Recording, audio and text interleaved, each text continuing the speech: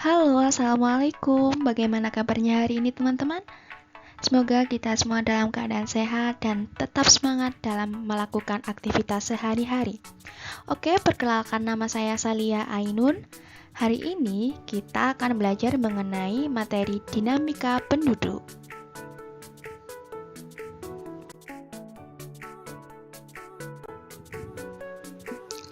Sering sekali kita mendengar istilah dinamika penduduk. Tapi, apakah kita tahu apa itu dinamika penduduk?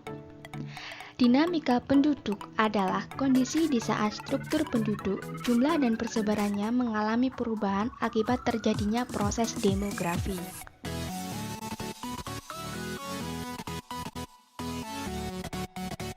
Sumber data kependudukan. Terdapat 3 jenis sumber data kependudukan, diantaranya yaitu yang pertama sensus, kedua survei, dan yang terakhir adalah registrasi penduduk.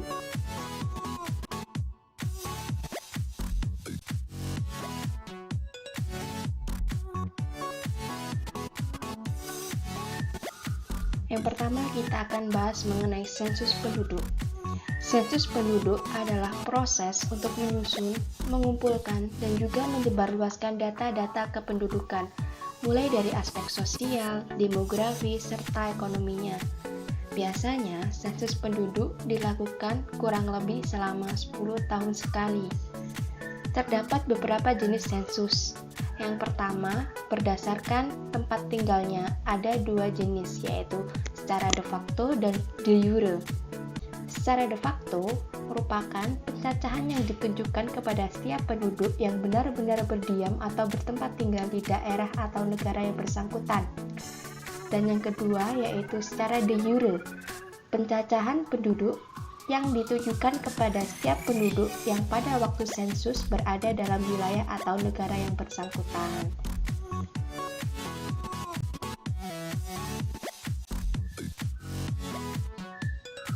Sumber data kependudukan yang kedua yaitu registrasi penduduk.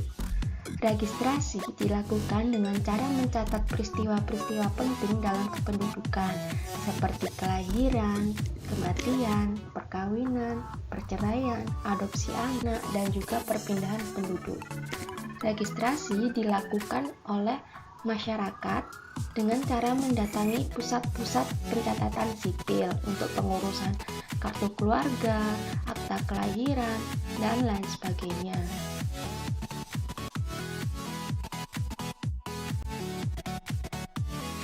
Sumber data kependudukan yang terakhir yaitu survei penduduk. Survei ini dilakukan untuk mendapatkan informasi yang berkaitan dengan permasalahan sosial ekonomi, psikologi, dan juga faktor lainnya yang mempengaruhi aspek demografi secara umum, misalnya kelahiran, kematian, dan juga migrasi. Lalu, apa bedanya dengan sensus? Nah, jika survei dilakukan menggunakan sampel-sampel yang akan didata, sedangkan sensus dilakukan pendataan menyeluruh kepada seluruh lapisan masyarakat tanpa terkecuali.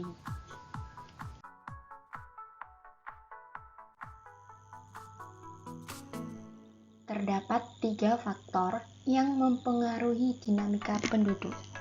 Faktor pertama yaitu tingkat kelahiran atau fertilitas. Tingkat kelahiran atau fertilitas adalah tingkat pertambahan jumlah anak atau tingkat kelahiran bayi pada suatu periode tertentu. Tingkat kelahiran bayi dapat dihitung dengan 2 cara. Yang pertama, yaitu dengan mencari angka kelahiran kasar. Angka kelahiran kasar adalah angka kelahiran yang menunjukkan jumlah kelahiran per 1000 penduduk dalam suatu periode. Cara kedua adalah dengan mencari angka kelahiran umum.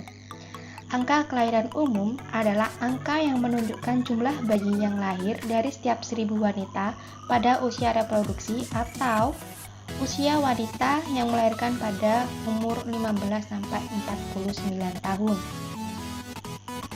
Faktor kedua yaitu tingkat kematian atau mortalitas, merupakan pengurangan jumlah penduduk pada periode tertentu yang disebabkan oleh faktor kematian.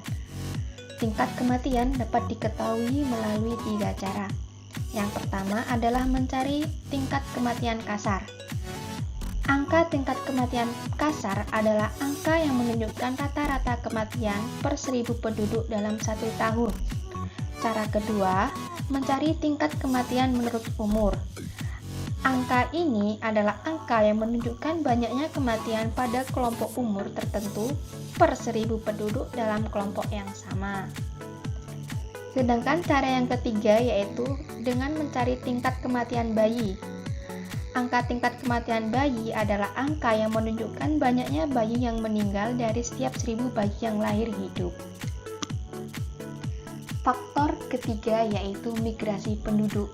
Migrasi penduduk merupakan perpindahan penduduk dari satu tempat ke tempat yang lainnya, di mana dengan adanya migrasi penduduk ini akan mempengaruhi jumlah penduduk dari daerah asal maupun daerah yang dituju.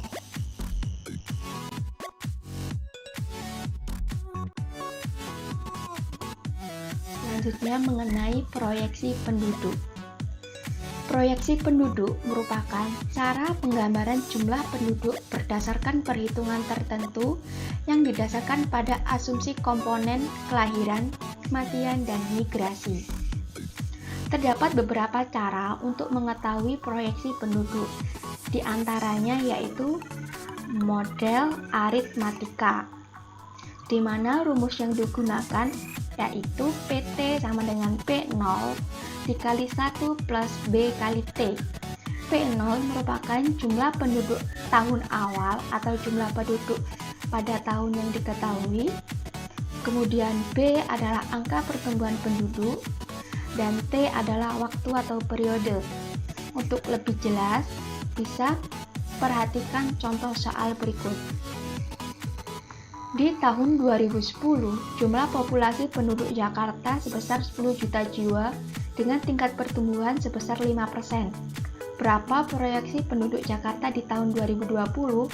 Maka untuk menjawabnya, langsung saja kita masukkan pada rumusnya yaitu PN sama dengan P0 dikali 1 plus B kali T. P0 di sini yaitu 10 juta jiwa. Kemudian B-nya diketahui di dalam soal sebesar 5%. 5% kita jadikan bilangan desimal yaitu menjadi 0,05. Dan kemudian T dari 2010 ke 2020 ada berapa tahun? Yaitu ada sekitar 10 tahun. Maka langsung saja P0 10 juta dikali 1 plus 0,05 dikali 10, hasilnya ketemu 15 juta jiwa.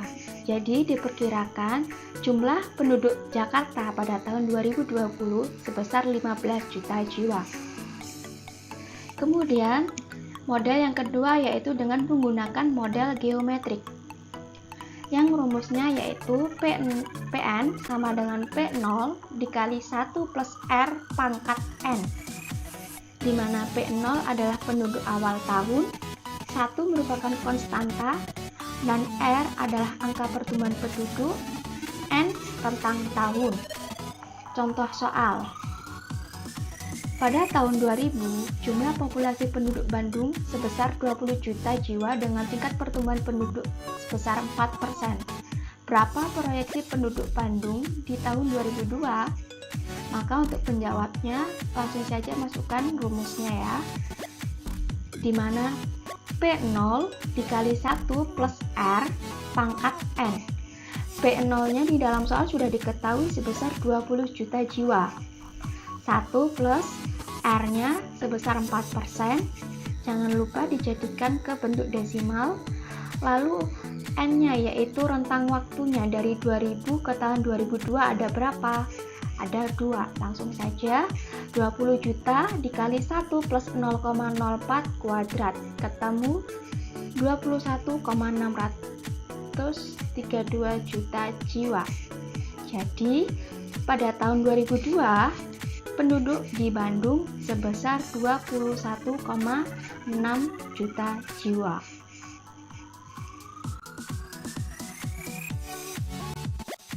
Materi kita selanjutnya yaitu mengenai mobilitas penduduk. Silakan simak video berikut ini ya.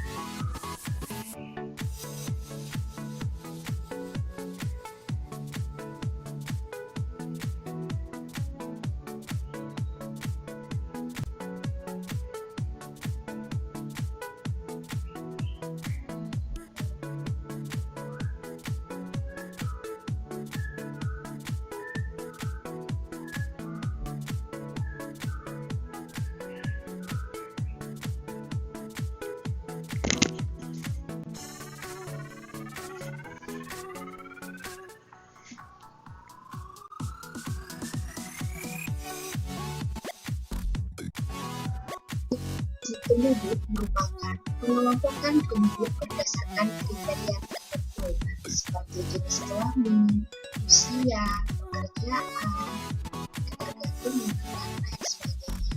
Komposisi penduduk dapat divisualisasikan melalui piramida penduduk.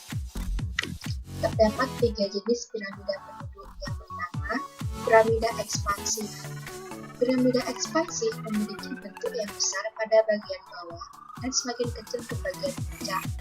Piramida ini dikenal juga dengan istilah piramida segitiga terucut limas atau piramida penduduk muda. Piramida ekspansif menunjukkan penduduk di suatu wilayah berada dalam keadaan tumbuh. Piramida seperti ini menunjukkan bahwa jumlah penduduk usia muda lebih besar. Berarti, angka kelahiran dan tingkat kematian bayi rendah. Negara dengan piramida ekspansif memiliki pertumbuhan penduduk yang cepat. Biasanya dijumpai di negara-negara berkembang seperti Indonesia, Malaysia, Filipina, Mesir, Nigeria, dan Brazil. Kemudian yaitu piramida stasioner. Piramida stasioner memiliki bentuk seperti granat atau sarang tawon. Piramida ini menunjukkan jumlah penduduk usia muda hampir seimbang dengan penduduk usia tua. Umumnya disebabkan karena tingkat kelahiran dan kematian rendah, sehingga jumlah dan pertumbuhan penduduknya relatif tetap atau stasioner.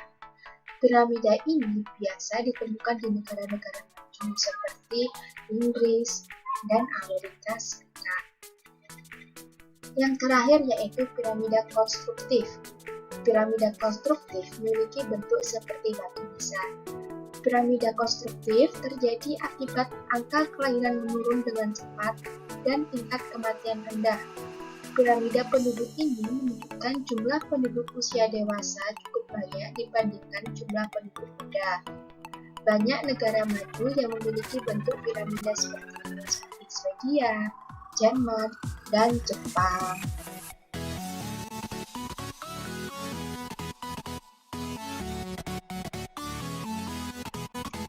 Materi selanjutnya yaitu mengenai kualitas penduduk. Silahkan disimak video berikut agar lebih jelas ya teman-teman. Selamat menyaksikan.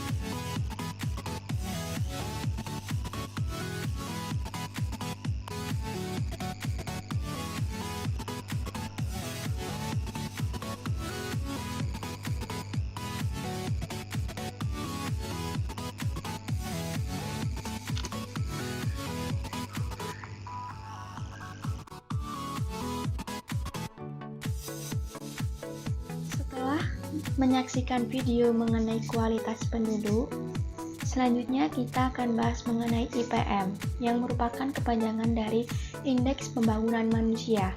Jika dalam bahasa Inggris disebut juga sebagai Human Development Index atau HDI. IPM merupakan pengukuran perbandingan dari harapan hidup, melek huruf, pendidikan, dan standar hidup untuk semua negara di seluruh dunia. Nah, gunanya apa sih IPM itu? IPM digunakan untuk mengklasifikasikan apakah sebuah negara adalah negara maju, negara berkembang, atau negara terbelakang. Terdapat beberapa dimensi yang diukur untuk menentukan kualitas IPM di suatu negara. Yang pertama yaitu kesehatan. Indikator yang diukur adalah angka harapan hidup. Semakin tinggi angka harapan hidup di suatu negara, maka IPM-nya akan semakin tinggi. Kemudian yaitu aspek pendidikan. Indikator yang diukur yaitu rata-rata lama sekolah dan harapan lama sekolah. Semakin lama, maka semakin bagus. Dan yang ketiga yaitu aspek pengeluaran, di mana indikator yang diukur adalah pengeluaran per kapita yang disesuaikan. Artinya, semakin tinggi pengeluaran setiap individu atau suatu negara, maka IPM juga akan semakin tinggi. Otomatis jika IPM-nya bagus, status negara tersebut dapat menjadi lebih baik atau dapat dikatakan sebagai negara maju.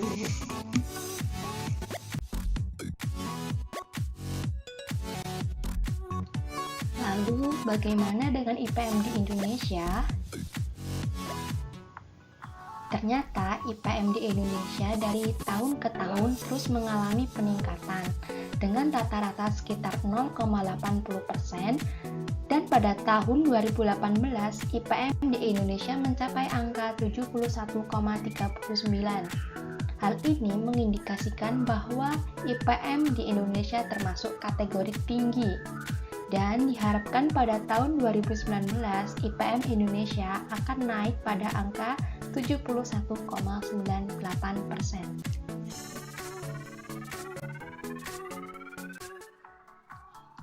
Materi kita selanjutnya akan membahas mengenai bonus demografi.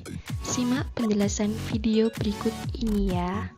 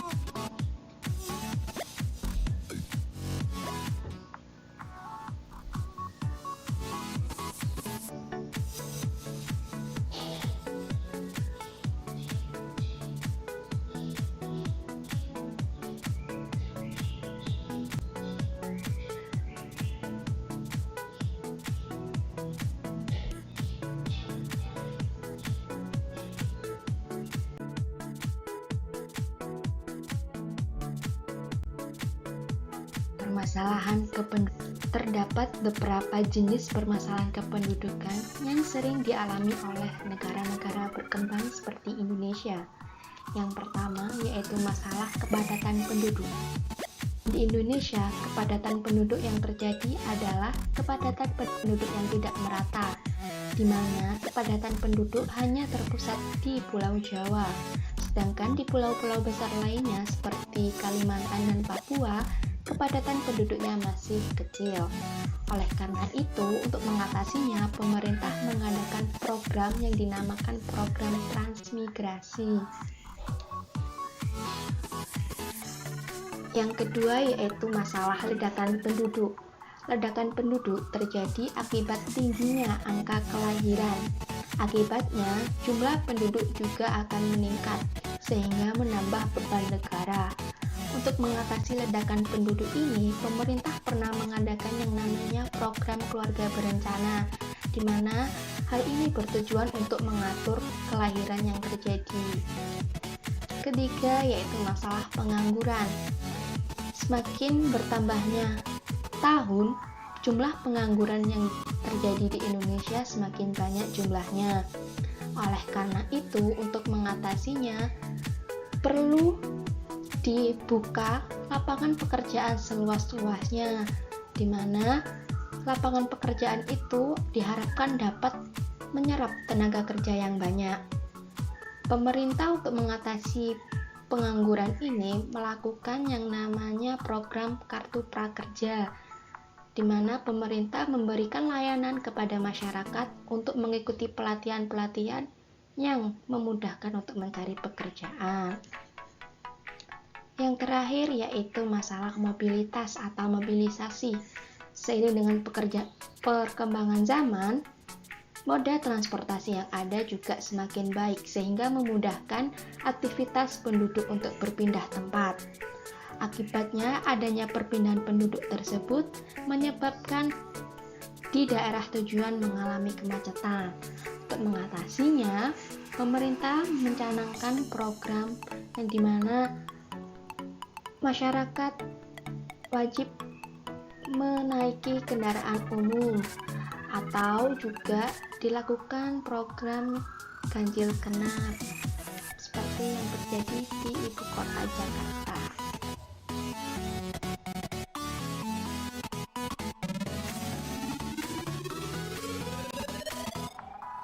Nah, itu tadi materi-materi yang telah kita pelajari pada bab dinamika penduduk. Atas perhatiannya saya ucapkan terima kasih. Dan sampai jumpa di lain materi ya. Wassalamualaikum.